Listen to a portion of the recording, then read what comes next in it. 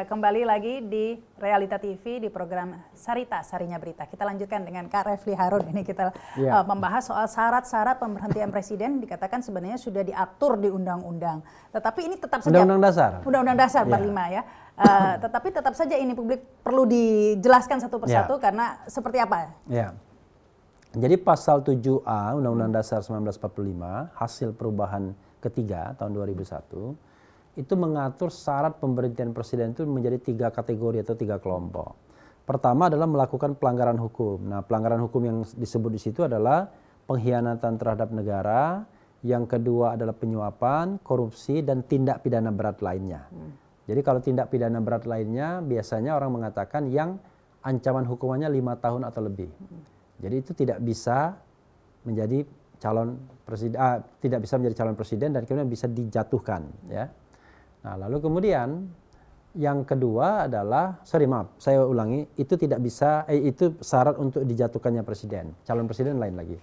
Yang kategori kedua adalah melakukan perbuatan tercela. Nah, melakukan perbuatan tercela ini bukan syarat yang tercantum dalam konstitusi, tetapi dalam Undang-Undang Nomor 7 2017 tentang Pemilu. Di situ dikatakan perbuatan tercela itu adalah yang melanggar norma adat, norma kesusilaan, dan norma agama. Seperti ini contoh ya, judi, mabok, zina. Artinya banyak sekali yang mungkin bisa dikategorikan sebagai perbuatan tercela. Makanya saya kadang-kadang bercanda, mohon maaf nih, presiden kencing di tengah jalan, tiba-tiba disorot televisi, kira-kira bisa dimakzulkan nggak? Gitu kan? Nah, itu kan menjadi spekulasi karena perbuatannya kan bisa dikatakan perbuatan tercela karena seorang presiden kok kencing di tengah jalan. Karena tercela ini karet sekali ya? Ya, tercela itu karet sekali sesungguhnya. Tetapi reasonable, masuk akal, ya. Jadi publik bisa menerima itu sebagai sebuah alasan untuk menjatuhkan presiden. Yang ketiga adalah tidak lagi memenuhi syarat sebagai presiden dan atau wakil presiden. Nah, syarat menjadi presiden dan wakil presiden itu 3 saja. 1, warga negara Indonesia dan tidak pernah menjadi warga negara asing karena kehendaknya sendiri.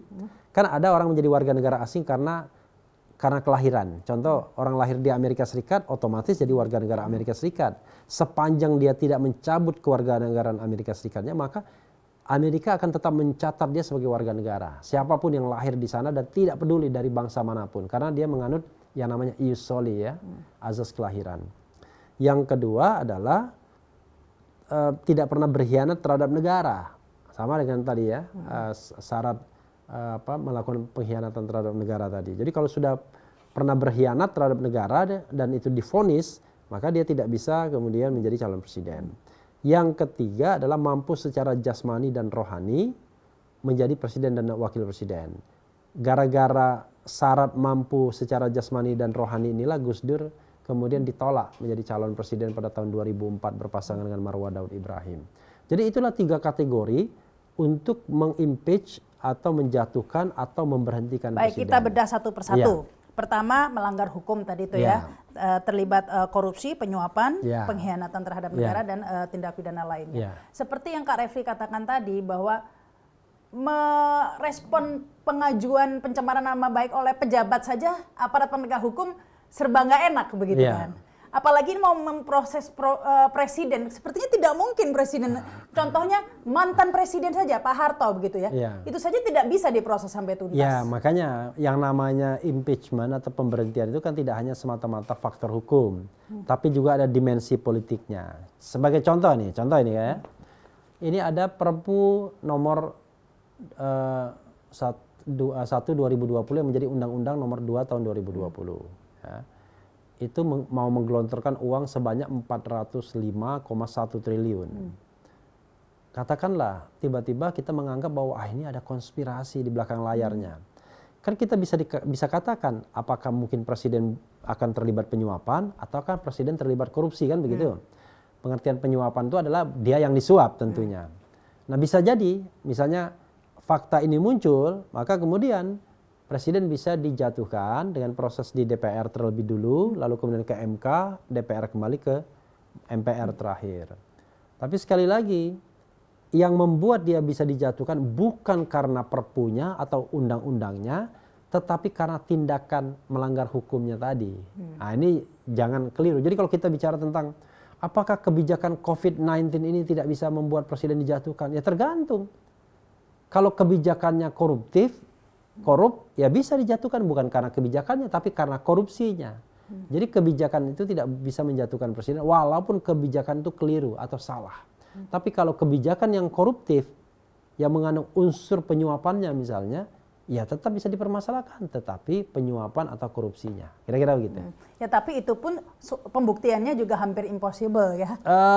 Ya tergantung. Kalau di Amerika dulu kan ada yang namanya Kenneth Starr, itu dia jaksa independen. Jadi nanti presiden ke DPR kalau mau menjatuhkan presiden ya dengan proses angket misalnya, ya seperti yang mereka lakukan terhadap angket sebelumnya untuk membuktikan apakah ada pelanggaran hukum atau tidak. Mereka bisa kok menyewa misalnya katakanlah detektif swasta ya, katakanlah penyidik swasta.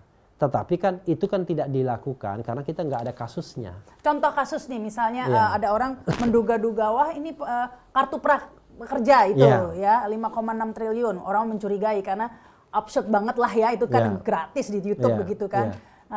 Tapi kan hanya bisa curiga-curiga saja begitu. Iya, masalahnya adalah sepanjang DPR tidak bergerak, misalnya katakanlah misalnya DPR tidak membentuk pansus kartu prakerja, DPR tidak berteriak, DPR diam saja, ya nggak akan terjadi proses pemberhentian presiden. Tetapi kalau DPR bergerak, mereka melakukan investigasi misalnya, menggunakan hak angketnya, lalu kemudian ditemukan fakta bahwa ini adalah pelanggaran hukum, ada kong kali kongnya dalam proyek ini misalnya. Dan misal, ini namanya misal ya, kong kali kong itu melibatkan presiden, ya disitulah kemudian ada celah untuk melakukan impeachment. Jadi kuncinya di DPR sebenarnya. Kunci awalnya di DPR, karena presiden itu ya, dia tidak bisa diproses tindak pidana biasa, karena dia seorang presiden. Jadi kalau dia melakukan tindak pidana berat, ya, maka kemudian yang bisa memprosesnya adalah DPR terlebih dulu. Bagaimana kalau dia melakukan tindak pidana ringan? Sebenarnya kalau dia melakukan tindak pidana ringan, misal ya presiden melanggar lalu lintas, ya tetap bisa diproses. Naik motor nggak pakai ya helm gitu. Tetap bisa dia diproses sebagai warga negara biasa. Tapi ya masa sih presiden akan ditilang, kan nggak mungkin. Dari proses jalannya saja kan sudah akan ada pas pampres dan lain sebagainya. Karena itulah orang tidak akan berpikir bahwa presiden itu melakukan pelanggaran ringan. Pelanggaran yang dilakukan sangat mungkin oleh seorang presiden adalah pelanggaran berat, yaitu misalnya korupsi, penyuapan, konspirasi. Dan itu semua harus melalui DPR terlebih dahulu. Ya, DPR terlebih dulu. Selanjutnya ada lagi ini pengkhianatan terhadap negara. Ini yang dimaksud pengkhianatan terhadap negara seperti apa contoh? Nah, pengkhianatan terhadap negara itu misalnya tindakan makar ya. Misalnya katakanlah zaman misalnya katakanlah dulu ada zaman PRRI Permesta ya kan? Ada zaman PKI ya kan? Kemudian orang mau melakukan kudeta gitu. Lalu kemudian mereka dihukum. Lalu kemudian dihukum dengan pasal pengkhianatan terhadap negara. Enggak, kalau presiden melakukan tindakan pengkhianatan negara seperti apa maksudnya? Oh, bisa jadi misalnya dia melakukan konspirasi, menjual aset-aset kita ke asing misalnya. Ya itu kan? termasuk pengkhianatan terhadap negara. Nah, maksud saya itu apa saja kategori, misalnya begini, Indonesia banyak pengangguran begitu, tapi TKI asing dimasukkan, itu termasuk pengkhianatan terhadap negara enggak bisa begitu. Itu kebijakan.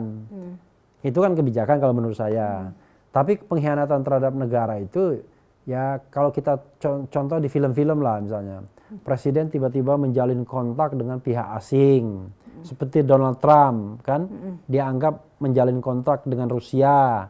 Dan di situ rupanya ada perdagangan dan lain sebagainya ya kan, menjual rahasia negara untuk uang dan lain sebagainya. Nah, itu kan bisa dikategorikan sebagai pengkhianatan terhadap negara kan, karena menjual katakanlah rahasia negara. Kategori-kategori itu diatur di undang-undang juga? Enggak, karena kalau kita bicara tentang pengkhianatan terhadap negara ini di KUHP. Oh, ada kategorinya? Iya, ada kategorinya. Cuma sekali lagi hal-hal seperti itu ketika dia berada di DPR itu lentur. Jadi sesuatu yang reasonable, yang masuk akal saja. Jadi kalau misalnya presiden cuma membolehkan TKA asing datang, apakah bisa dikategorikan sebagai pengkhianatan terhadap negara? Menurut saya belum, ya kan? Kalau menjual aset tadi itu kata Kak Refli? Ya, tetapi kan kalau kita bicara menjual aset negara ini kan ada dua, melalui mekanisme yang formal atau melalui mekanisme yang diam-diam. Nah, kalau mekanisme formal kan kita nggak bisa apa-apain, tapi yang diam-diamnya itu, tapi kan tergantung pembuktian. Contoh misalnya, dulu divestasi Indosat, ada dugaan misalnya pihak-pihak tertentu memanfaatkan divestasi ini untuk mengeruk keuntungan, tapi kan baru spekulasi, kan belum ada pembuktian. Nah, tapi kalau misalnya katakanlah kita menjual apa, lalu kemudian presiden mendapatkan keuntungan dari situ langsung buat dirinya, uangnya disimpan di Singapura dan lain sebagainya, ya dia bisa masuk dua kategori. Bisa dia didakwa karena melakukan pengkhianatan terhadap negara, bisa didakwa karena melakukan tindak pidana korupsi. Ya, tapi itu semua tetap saja tidak mungkin ya, mengingat pembuktiannya akan sangat sulit begitu ya. Enggak, bukan pembuktiannya sulit. Sulitnya proses politiknya di DPR. Ya, di DPR. Jadi kalau misalnya presiden itu menguasai mayoritas DPR, ya tidak mungkin di-impeach. Tapi jangan lupa, DPR itu kan penuh dinamika. Bisa saja berubah, yang tadinya mitra koalisi tapi kemudian berbalik arah. Terjadi sama Gus Dur kan, tahun 2001. Dia dipilih oleh mayoritas MPR, yang berarti juga mayoritas DPR kan. Tapi ternyata ketika dijatuhkan, hanya PKB yang mendukung atau tetap setia dengan Gus Dur, yang lainnya berbelok arah semua. Kan politik dinamis kan begitu ya. Jadi itu semua kuncinya tetap dimungkinkan dan kuncinya hanya di ya, DPR hanya sebenarnya. DPR. Jadi kita ini kan sebenarnya hanya menganalisis. Makanya biar saya diskusi sampai Dowel juga nggak bakal bisa ya. Iya, apakah kemudian kita boleh meminta agar DPR menggunakan haknya dalam memberhentikan presiden? Boleh saja. Kan itu kan aspirasi. Karena pikiran dan hati nurani itu tidak boleh dibatasi, tidak boleh karena itu menjadi hak azazi manusia yang tidak boleh dibatasi dalam keadaan apapun. Jadi kalau kita mengatakan saya tidak setuju Presiden Jokowi, saya pengen Presiden Jokowi dimundurkan. Sepanjang itu sekedar aspirasi, itu sah dalam demokrasi. Tapi kalau itu sudah merupakan gerakan inkonstitusional misalnya kita kumpulkan senjata, kita kumpulkan selebaran gelap, kita intimidasi orang, itu kan sudah gerakan inkonstitusional. Tapi kalau misalnya kita ramai-ramai datang ke DPR, menyampaikan surat, mengapa presiden harus dijatuhkan, ini suratnya kami sampaikan aspirasi, ya nggak apa-apa, itu kan penyampaian aspirasi. Tapi kayaknya itu ini hanya sebatas diskusi saja sudah ramai begitu. Ya, makanya kita harus bela, ya, maksudnya kebebasan berbicara, berpendapat baik secara lisan dan tulisan itu adalah sudah menjadi hak azazi manusia sejak tahun 2000. Sebelumnya kan yang namanya kebebasan berserikat, berkumpul, mengeluarkan pendapat baik secara lisan dan tulisan itu baru dikatakan akan diatur dengan undang-undang. Itu debat antara Supomo sama Hatta pada waktu itu. Supomo tidak menginginkan adalah pasal hak azazi manusia, tapi Hatta bilang jangan dong. Nanti suatu saat kalau negaranya atau kepala negaranya kacau bagaimana? Lalu kemudian ada pasal kompromi itu. Tapi begitu kita memasuki amandemen kedua tahun 2000, pasal tentang jaminan kebebasan berserikat, berkumpul, mengeluarkan pendapat baik secara lisan dan tulisan itu sudah dinyatakan secara eksplisit dalam pasal 28E ayat 3. Bahkan kebebasan untuk menyatakan pikiran dan hati nurani itu merupakan kebebasan yang tidak bisa dibatasi dalam kondisi apapun, itu dinyatakan dalam pasal 28I ayat 1. Baik, satu lagi ya, Kak Refli ya. Menurut pandangan Kak Refli dengan kondisi saat ini DPR-nya yang bisa dikatakan oligarki lah ya, dengan kondisi saat ini, bisa dikatakan impeachment kepada presiden itu sesuatu yang tidak mungkin begitu? Rasanya enggak begitu ya. Itu menurut saya tergantung konstelasi politik. Karena begini, kalau kita menganalisis politik misalnya, mulai dari Bung Karno, mulai dari Pak Harto, mulai dari Gus Dur, yang notabene dua jatuh, yang diberhentikan dan satunya mengundurkan diri. Siapa bilang mereka presiden yang lemah? Mereka kan kuat, punya masa pendukung yang loyal. Pak Harto mungkin pada tahun 98 kalau dia mau menggerakkan tentara akan terjadi pertumpahan darah kan. Tapi pada waktu itu dia sadar bahwa tentara tidak solid lagi di belakang dia. Akhirnya mundur. Gus Dur kalau mau menggerakkan warga NU seluruh Indonesia mungkin akan terjadi pertumpahan darah juga. Tapi dia tahu bahwa kalau itu terjadi maka akan berdarah-darah Republik ini, mundur. Bung Karno juga pada waktu tahun 67 sebenarnya loyalisnya juga masih banyak. Tetapi kondisi pada waktu itu sudah muncul gelombang baru, dia pun akhirnya dalam tanda kutip ya tidak melawan juga ketika diberhentikan. Jadi ada masa-masa tertentu di mana pemimpin itu sadar kapan dia harus berhenti, ya kan? Nah, saya kan tidak ngomong pemimpin sekarang. Yang saya bicarakan adalah tidak ada yang tidak mungkin. Karena itu pesan kepada para pemimpin itu adalah bekerjalah sebaik-baiknya untuk rakyat. Kan begitu ya. Sehingga dia bisa membungkam suara kritis tersebut dengan prestasi. Bukan dengan balik membungkam gitu. Dengan serangan atau menggunakan buzzer misalnya atau serangan balik atau ancaman dan lain sebagainya. Apalagi dipenjarakan begitu. Ya, dia bungkam dengan prestasi. Jadi kalau kita melihat prestasi pemerintah bagus, ya kita apresiasi. Tapi kalau prestasinya tidak bagus, walaupun dia bekerja keras, ya kita sebagai rakyat kan hanya ingin menerima hasilnya. Itulah alasan kita bernegara. Jadi kita tidak boleh mengacaukan hubungan kita dengan seperti keluarga.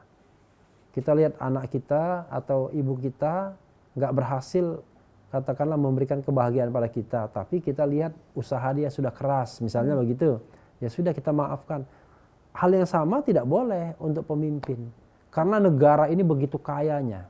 Republik ini punya semua hal untuk mensejahterakan rakyat, kan begitu? Dari Sabang sampai Merauke. Kurang apa tambangnya, lautnya dan lain sebagainya. Jadi kalau pemimpin belum bisa mensejahterakan rakyat, ya pastilah ada mismanagement, pastilah banyak pencoleng-pencoleng di sekitar kekuasaan, pastilah banyak oligarki kekuasaan. Karena negara ini begitu kayanya, kenapa masyarakatnya tidak sejahtera, kan begitu? Jadi tidak bisa dilihat kerja-kerjanya saja, tapi Iya, hasilnya hasilnya. juga. Karena itulah tujuan kita bernegara, agar kita dilindungi, disejahterakan, dan dicerdaskan begitu. Sudah terpenuhikah tujuan itu? Ya, masih lama. Ya, tergantung kita merasakan dan menikmatinya. Baik, kita lanjutkan lagi ya, kita break dulu.